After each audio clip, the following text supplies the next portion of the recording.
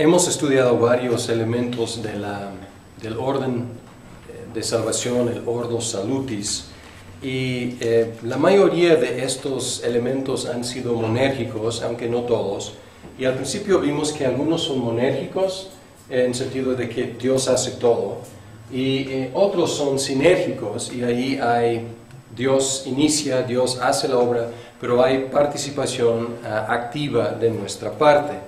Y también hemos visto que algunos cambian, no sé si carácter sea la palabra más adecuada, pero nos cambian adentro, hacen un cambio dentro de nosotros, y otros cambian nuestro estado oficial delante de Dios. Por ejemplo, si pensamos en el llamamiento o en la regeneración, observamos que son monérgicos. Sin embargo, hacen un cambio en nuestro carácter, no tanto de nuestro estado.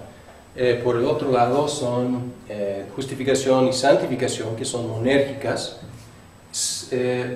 Justificación y adopción son monérgicas y son cambios de estado delante de Dios. No cambia tanto el carácter de la persona, o no cambia el carácter, más bien cambia el estado de un estado a otro estado. La conversión, que se compone de la fe y el arrepentimiento, es sinérgico o sinérgica y cambia el carácter de la persona. Y vamos a ver tres elementos más en el día de hoy, que son la santificación, la perseverancia y la glorificación.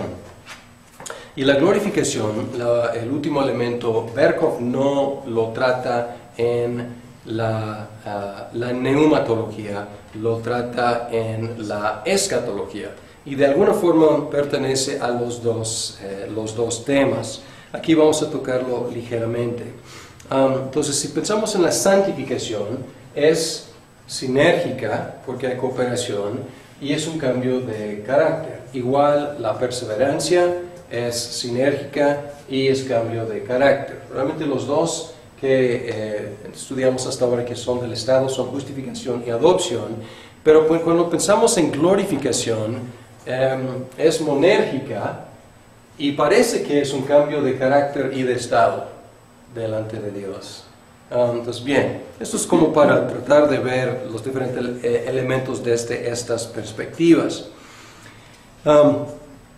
La santificación en el Catecismo Menor es una de las tres bendiciones principales de la redención. Si vemos en 32, ¿de qué beneficios participan en esta vida los que son eficazmente llamados?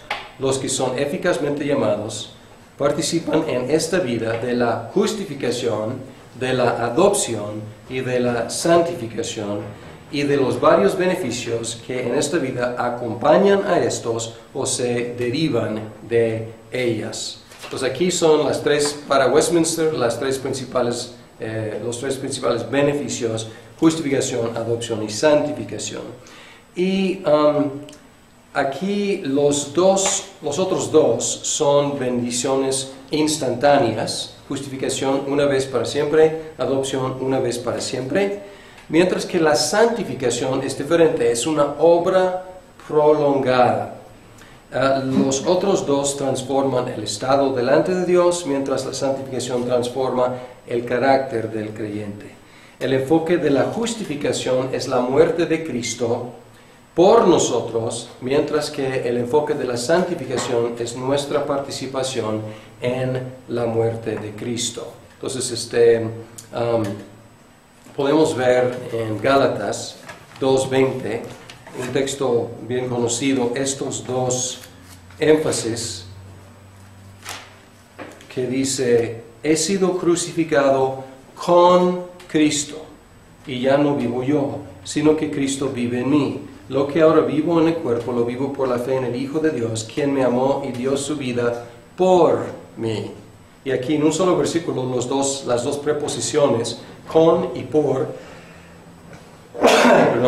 están ahí. Ando agripado, pero estoy saliendo. Pero ahí están, con y por. Y el enfoque de la justificación es por, en lugar de, y el enfoque de la santificación es con, que nosotros participamos con Cristo. Y yo dije que aquí, déjenme ver, leer 35, porque dice, ¿qué es la santificación? Y acuérdense que la justificación y la adopción empiezan de la misma forma. Dicen, la justificación es un acto de la libre gracia de Dios, adopción es un acto de la libre gracia de Dios, santificación es aquella obra de la libre gracia de Dios. Y están tratando de marcar la diferencia ya. Las tres de la gracia de Dios, sin embargo, la santificación es una obra. Sin embargo, a veces los teólogos hablan de la santificación definitiva y la santificación progresiva. Y al hablar de la santificación definitiva, no estamos hablando de perfeccionismo, el cual Berkhoff critica en algunas páginas, pero lo que Westminster enfatiza es la santificación progresiva, el crecimiento poco a poco durante el resto de la vida en la fe, en la gracia, en las buenas obras. ¿Qué es la santificación definitiva? En un sentido, es idéntica a la regeneración, y a lo mejor por eso no tiene que tratarse aparte, pero la santificación progresiva es la realización de esa nueva vida implantada en nosotros en la regeneración. Entonces, está bien, o sea, no hay que multiplicar categorías, pero debemos reconocer que la santificación empieza con la regeneración. Somos hechos nuevos. Y luego, este ser hecho nuevo es un proceso también que se lleva a cabo durante el resto de la vida. Sin embargo, hay un aspecto de la santificación definitiva que es cuestión de estado o identidad más que cambio moral. Y este es el uso de la palabra santos en la Biblia. Porque en la Biblia, en el Nuevo Testamento, somos llamados santos. Y no tanto por el alto nivel de crecimiento en la gracia que hemos demostrado en nuestras vidas. Evidencia de eso es que en Corinto, en las cartas a los Corintios, Pablo les llama santos. Y obviamente no por el alto nivel de santificación en sus vidas, sino porque son apartados de Dios como su pueblo para un fin santo. Entonces, ¿qué estamos diciendo? Estamos diciendo que en la santificación, cuando hablamos de santificación definitiva, queremos hacer una de dos cosas.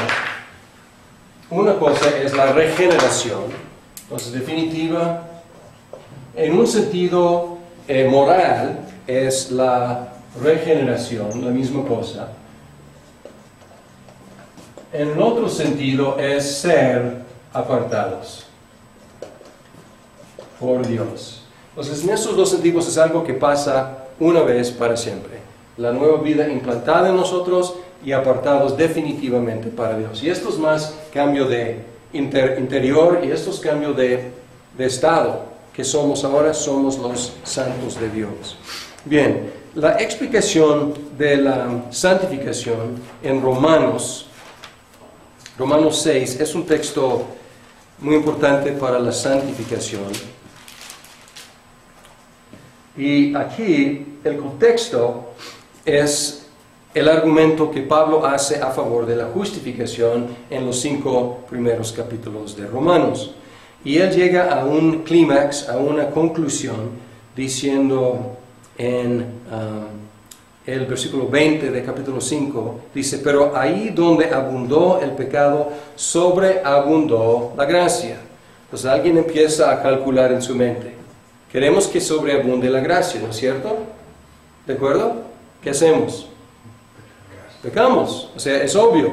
Es una conclusión aparentemente lógica y completamente falsa. Y Pablo empieza el capítulo 6 diciendo, ¿qué concluiremos? Ya anticipando esa conclusión. Vamos a persistir en el pecado para que la gracia abunde de ninguna manera.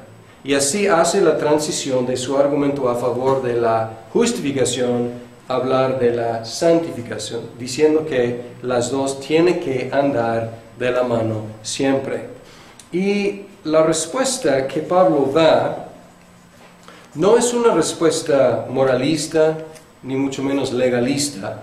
Está apelando a quienes somos. Y en un sentido está apelando a qué hemos sido hechos en Cristo y cuál es nuestro nuevo estado en Cristo. Y él dice, de ninguna manera, nosotros que hemos muerto al pecado, ¿cómo podemos seguir viviendo en él? ¿Acaso no saben ustedes que todos que fuimos bautizados para unirnos con Cristo Jesús, en realidad fuimos bautizados para participar en su muerte? Entonces aquí ya no es sustitución, ya no es el énfasis en que Cristo haya muerto por nosotros, sino el énfasis en nuestra participación. Él dice, ¿quiénes somos nosotros, los bautizados? ¿Quiénes somos los creyentes? ¿Qué somos?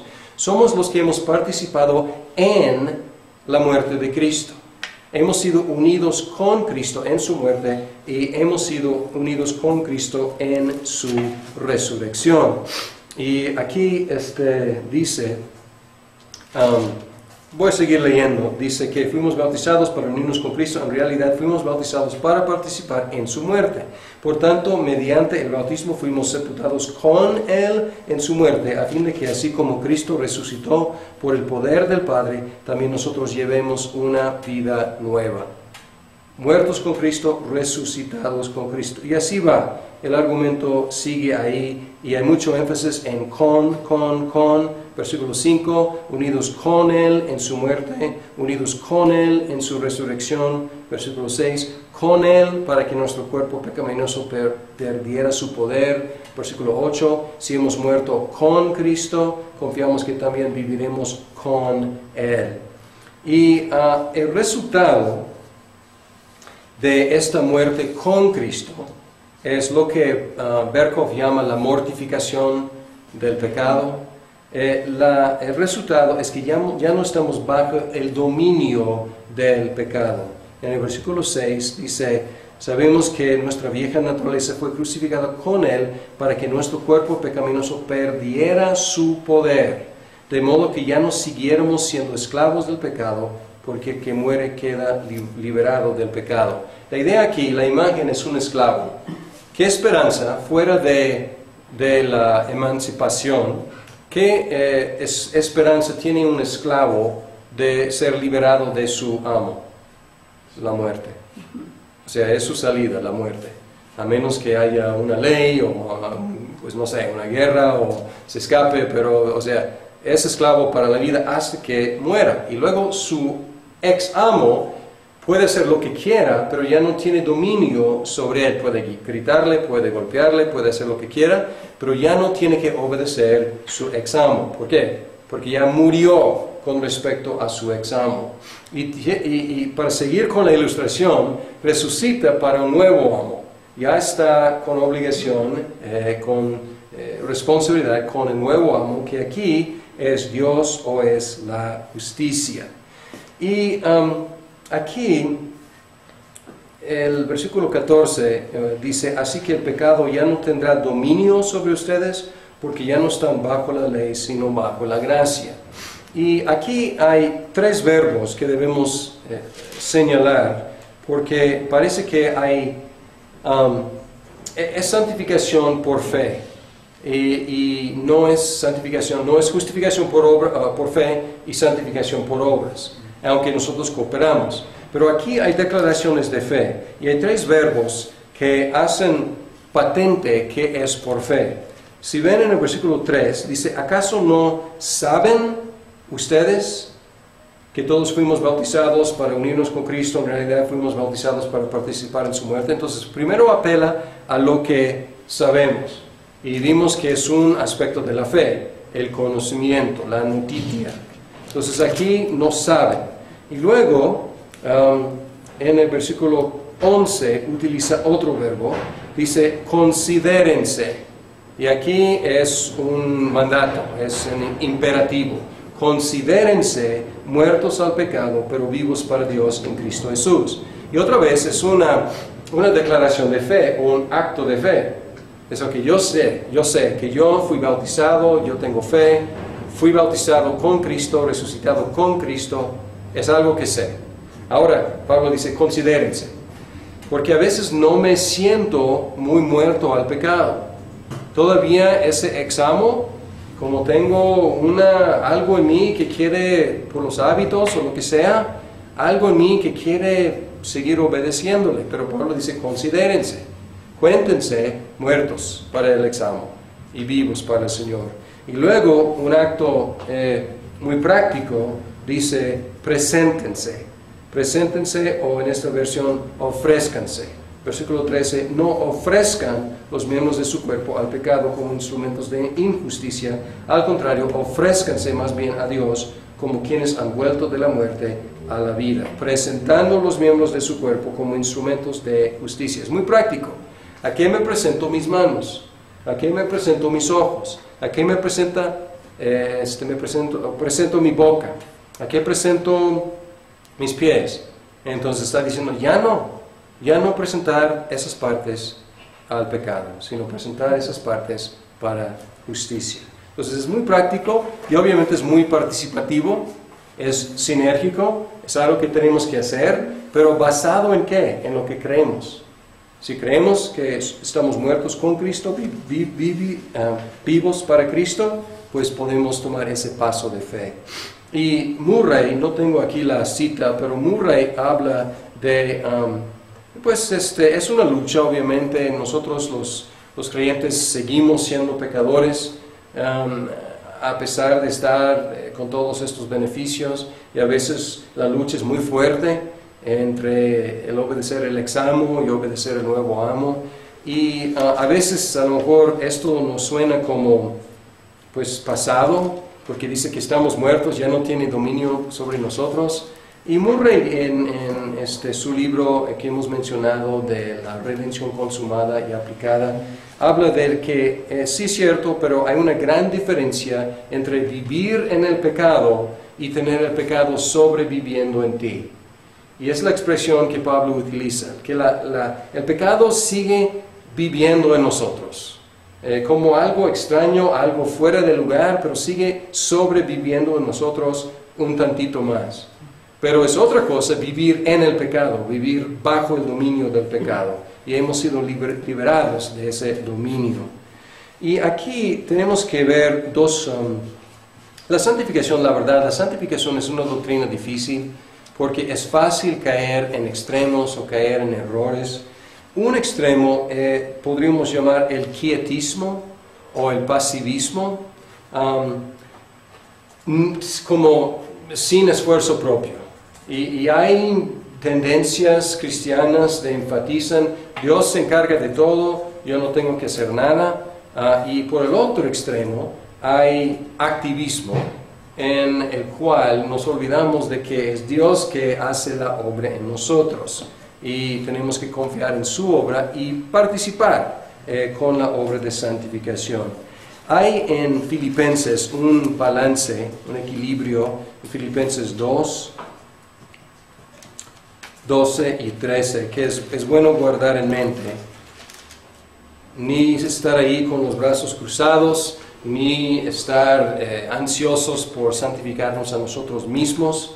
Pero aquí dice, así que mis queridos hermanos, como han obedecido siempre, no solo en mi presencia, sino mucho más ahora en mi ausencia, lleven a cabo su salvación con temor y temblor, pues Dios es quien produce en ustedes tanto el querer como el hacer para que se cumpla su buena voluntad. El versículo 12 suena como activismo extremo, ¿no? El versículo 13 podría, aislado, parecer como quietismo o pasivismo extremo. Pues Dios hace todo, Dios hace que yo quiera, también que yo haga, perfecto, me quedo aquí, no hago nada, hasta que Él me dé las ganas y me dé el hacer. Pero aquí combinando estos dos versículos tenemos el equilibrio bíblico. Y aquí cuando dice llevan a cabo su salvación, está enfocándose en el aspecto de la santificación, no en la justificación. Y aquí pues echen ganas. ¿Por qué? Porque Dios está trabajando. Esfuércense, ¿por qué? Porque Dios les da el querer y el hacer. Y es la combinación, y Pablo obviamente no encuentra una contradicción aquí, Él afirma las dos cosas y dice, adelante. Pues obviamente es muy sinérgico, pero a fin de cuentas no podemos tomar ningún crédito a fin de día, porque dice, Él produce el querer y el hacer para que cumpla su buena voluntad. Entonces, si en alguna medida hemos cumplido con su voluntad, la respuesta es, gracias a Dios, gracias a Dios. Él nos dio el querer y el poder hacer. He mencionado en otro contexto, y voy a mencionar otra vez, el esquema de Agustín, porque es de ayuda pensar en nuestro estado. Y si quieren el latín y el castellano,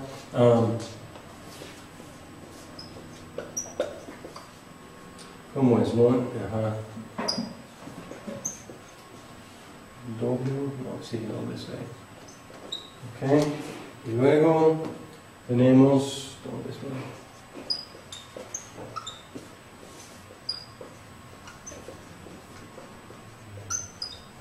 Y luego, ¿qué? No brinqué, a ver.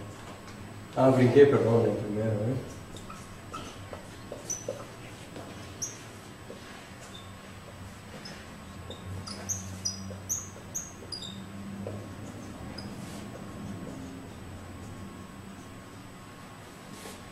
Ok, y luego, No sé, no pecar. ok, ¿está bien? Sí, ok. Entonces este es en el paraíso, en Edén, antes del primer pecado. Entonces Adán estuvo en esta situación. Posibilidad, capaz de pecar, capaz de no pecar.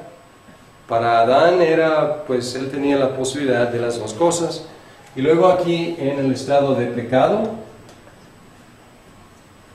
incapaz de no pecar.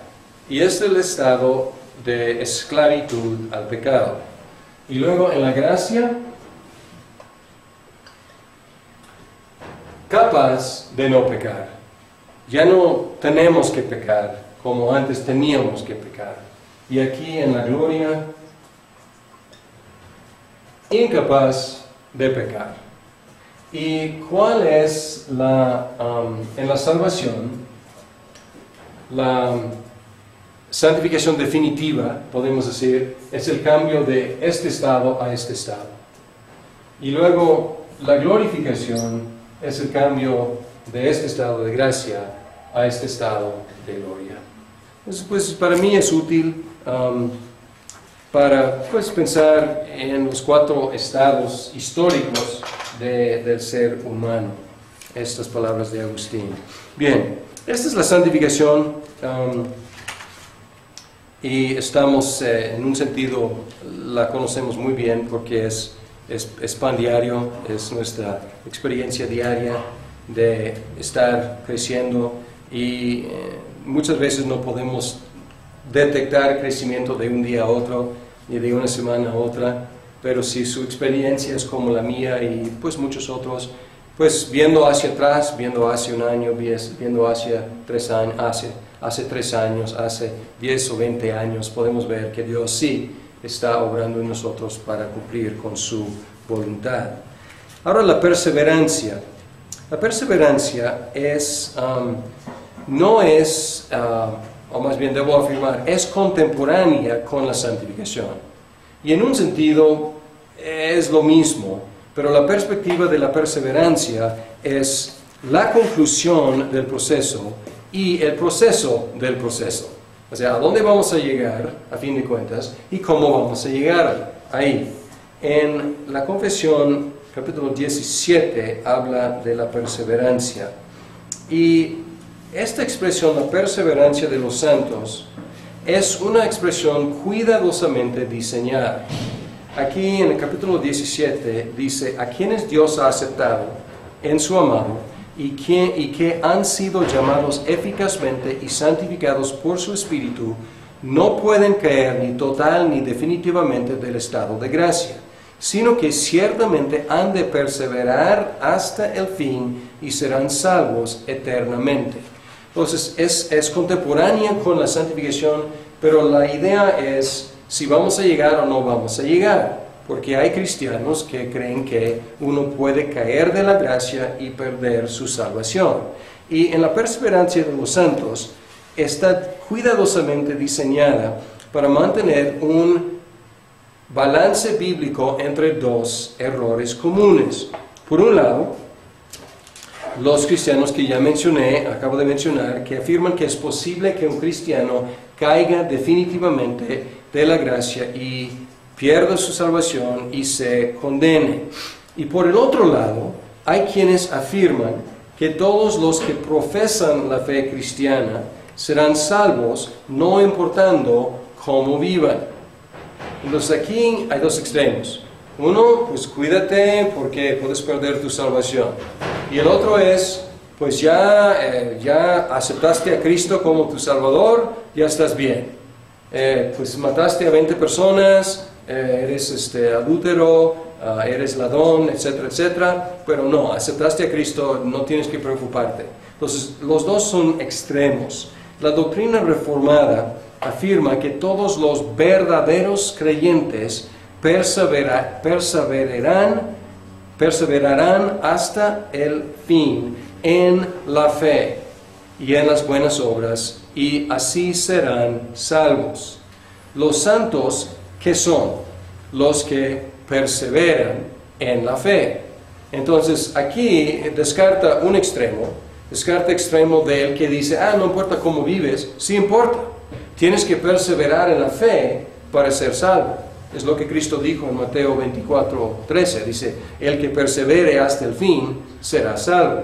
Entonces, por un lado dice, sí importa cómo vives, porque los verdaderos cristianos, ¿qué hacen? Creen y siguen creciendo. ¿Hasta cuándo? Hasta el fin, hasta la muerte. Y por el otro lado, da consuelo a este lado y dice, pues los verdaderos cristianos van a llegar hasta el fin, no van a caer en el camino. Entonces, es decir que los cristianos, los verdaderos creyentes, llegarán a la meta de la carrera y llegarán corriendo.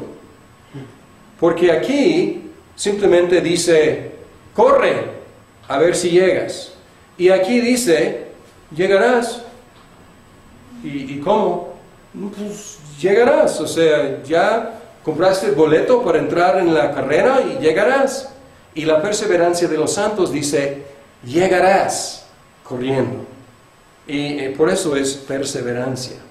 Y esto contrasta, muchos cristianos hablan simplemente de la seguridad de la salvación. La seguridad de la salvación es parte de la idea de la perseverancia, pero no es todo. Porque la seguridad de la salvación simplemente dice que llegarás, pero no dice cómo llegarás. Y llegarás confiando en Cristo hasta el fin. Y básicamente es una descripción, una definición de un verdadero santo, que es el que persevere hasta el fin. Y esto evita, por un lado, desesperación y también evita presunción. Estimula la confianza y estimula al mismo tiempo la diligencia. Porque la verdad es terrible vivir como los de este lado, y he conocido a hermanos que tenían lo que Berkov describe como una tendencia perfeccionista, creyendo que morir con Cristo significa ya no pecar, y luego ¿qué pasaban con ellos? Pecaban. Y luego venían conmigo, pues perdí la salvación y porque pequé, o sea, estaban en una montaña rusa terrible. Al mismo tiempo, hay muchos, probablemente por culpa nuestra, de tipos de evangelismo que quieren asegurar la salvación inmediatamente. Pues ora esta oración conmigo y luego firma aquí y ya naciste de nuevo, ya eres creyente, ya vas al cielo. Y no por culpa de ellos salen pensando que pues ya boleto sellado y ya están bien. Y pues en muchos casos no ha habido realmente un cambio en ellos, no ha habido regeneración, simplemente han repetido pues una oración que a lo mejor entendieron, no sé, pero pues es un problema también. Muchos que tienen presunción y otros, o sea, presunción porque creen que están bien cuando no están bien, y otros que tienen desesperación, creen que no están bien cuando realmente están bien, porque ¿qué están haciendo? Perseverando en la fe. Entonces tratan de evitar esto.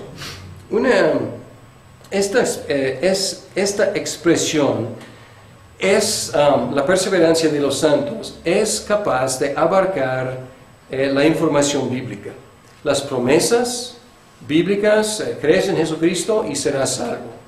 Y es una promesa bíblica. Y la perseverancia de los santos abarca la promesa. También abarca y incluye las amenazas. Pues como las amenazas en Hebreos. Los destinatarios de la carta a los Hebreos estaban tentados a tirar la toalla. Y la amenaza es: no tiren la toalla o van a caer perdidos, como los israelitas cayeron en el desierto.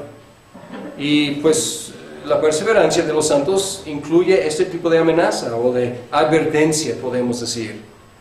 Es: sigue adelante, sigue creyendo, no vuelvan atrás.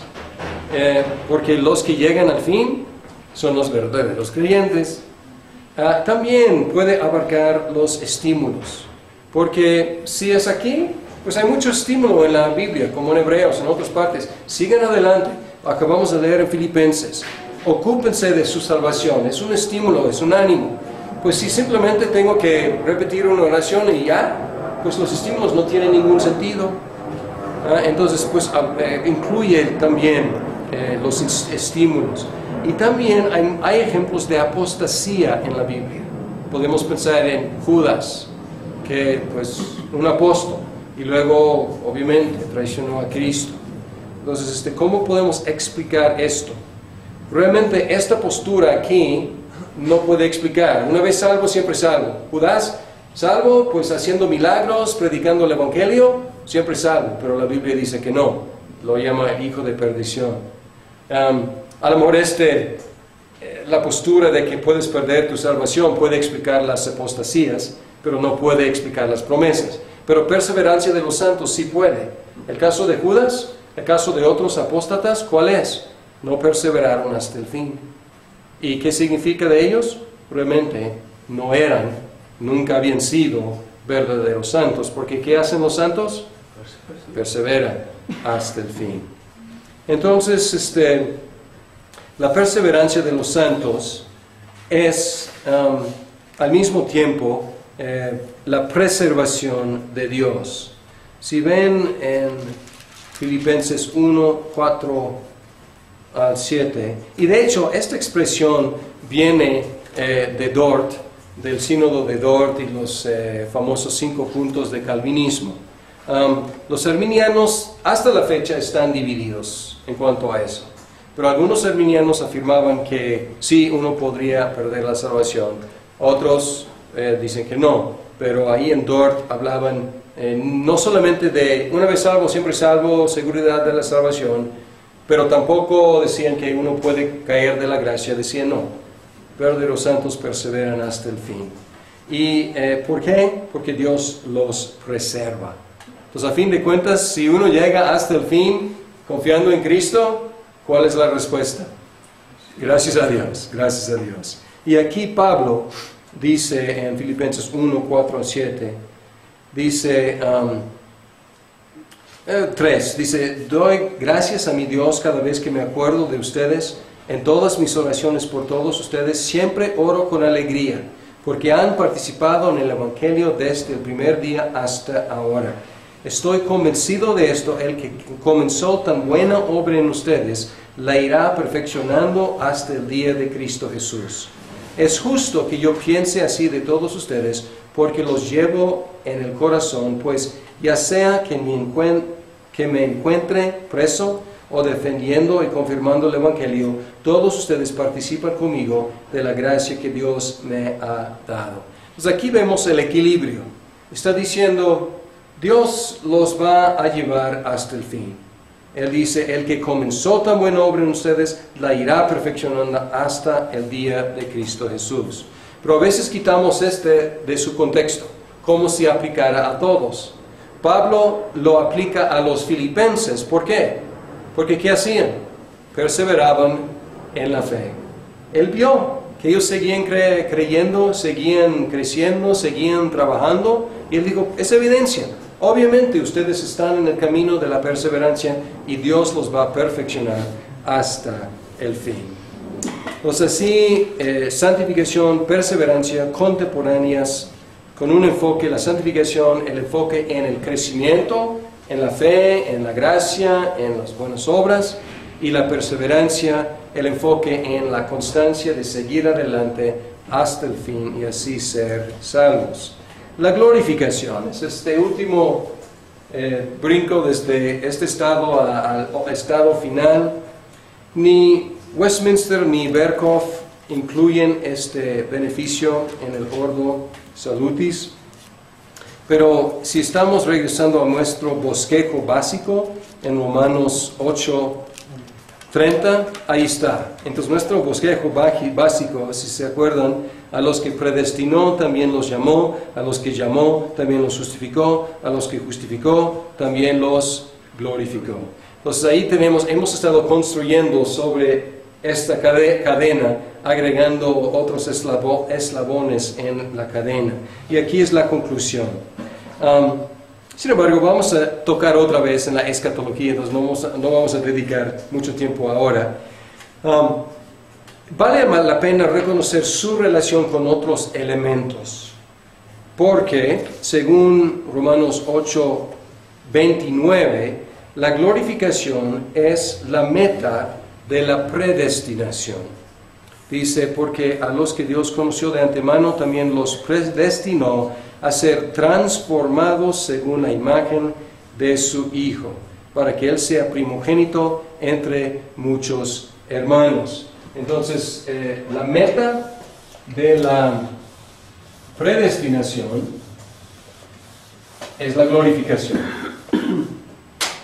Entonces, predestinación, la meta es glorificación. Ok, también la glorificación es la extensión de la regeneración a toda la creación. Entonces, si vemos, por ejemplo, Apocalipsis 21:5, porque en la regeneración tú eres regenerado, yo soy regenerado, individual, personal, humano. En Apocalipsis 21:5 dice que el que estaba sentado en el trono dijo, yo hago nuevas todas las cosas. Si alguien está en Cristo, pues nueva criatura, nueva creación, pero aquí dice, yo hago nuevas todas las cosas. Y añadió, escribe porque estas palabras son verdaderas y dignas de confianza.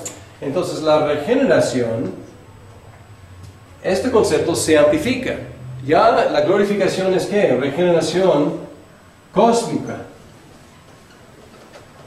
Todo el cosmos es regenerado.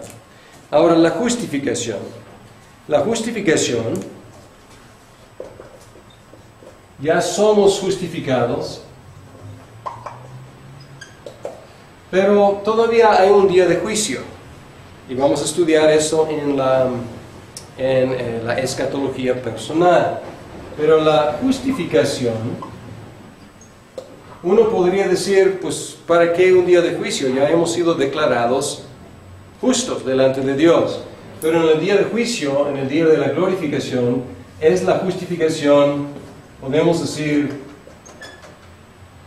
pública y muy pública, delante del universo, delante de todos. Entonces, regeneración cósmica, justificación ante todo el público, declarados justos. Y también la glorificación es el aspecto corporal de la adopción. ¿Se acuerdan que vimos la cuestión de ya y todavía no de la adopción en Romanos 8? Romanos 8:23, que dice que estamos esperando nuestra adopción, y luego explica qué es. Es la transformación o la redención de nuestro cuerpo. Entonces, la glorificación es también la adopción corporal. Ya los hijos adoptados llegan a casa, corporal, físicamente.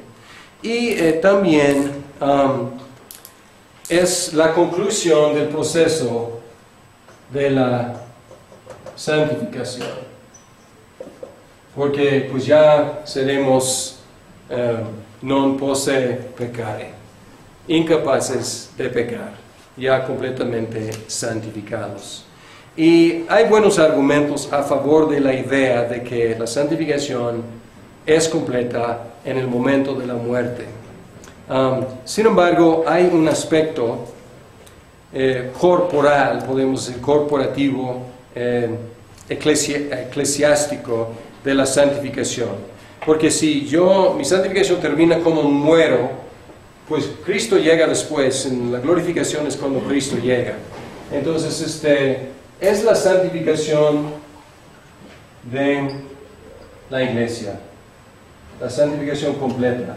Podemos ver en Efesios un pasaje que se lee en las bodas, y aquí dice, Efesios 5, 25 al 27, dice, de los esposos aman a sus esposas, así como Cristo amó a la iglesia, y se entregó por ella para hacerla santa. ¿Cuándo va a hacerla santa? Dice, Él la purificó lavándola con agua mediante la palabra, para presentársela a sí mismo como una iglesia radiante, sin mancha, ni arruga, ni ninguna otra imperfección, sino santa e intachable. Pues aquí podemos ver que el proceso de la santificación, a lo mejor mi proceso de santificación termina cuando muero, ¿ok? Pero ¿qué de la iglesia? ¿Cuándo va a estar sin mancha, sin arruga, completamente pura y perfecta? Pues cuando Cristo venga otra vez en la glorificación. Y en Apocalipsis, aquí tenemos esta imagen. Dice, Apocalipsis 21, dice, después vi un cielo nuevo, una tierra nueva, porque el primer cielo y la primera tierra habían dejado de existir, lo mismo que el mar. Vi además la ciudad santa, la nueva Jerusalén, que bajaba del cielo, procedente de Dios, preparada como una novia hermosamente vestida para su prometido. Pues ahí la santificación. Entonces puede ver aquí que el panorama se amplía muchísimo de la santificación, la adopción, la justificación, la regeneración, y llegamos a la meta de la predestinación, que es nuestra glorificación con Cristo.